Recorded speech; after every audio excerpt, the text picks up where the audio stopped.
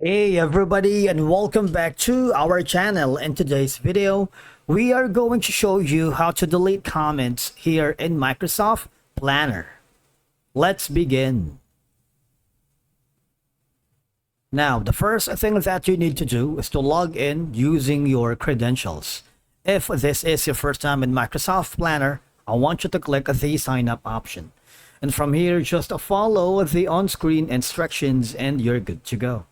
Okay, so let me tell you that as of the moment, Microsoft Planner doesn't currently offer a built-in option to delete comments directly within the Planner interface itself. Once you are logged into your account and you went to the plans that you wanted to delete the comment, for example, this one right here, I'm choosing this plan, and you went to a specific task and you want to delete the comment inside or associated with it. You see there's going to be an option here. If you click that, the comment is just added on the notes. All right. Basically, there's no option for you to delete the comments. Instead, you can only see the comments on the notes. All right. Obviously, you can delete that, but let me tell you that you can only do this if you have specific permissions and admin access level to the Microsoft Planner. For example, if you are the owner of this account or you are the super admin, you might be able to do that.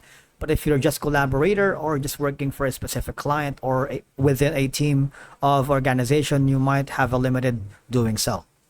But again, if you do have, all you're gonna do is delete that and of course click on save, right? It's very easy thing to do.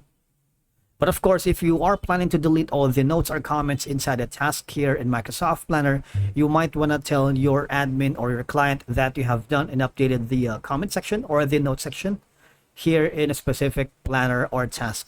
All right, and that's it for today's video. Thank you so much for watching. We will see you again in the next video.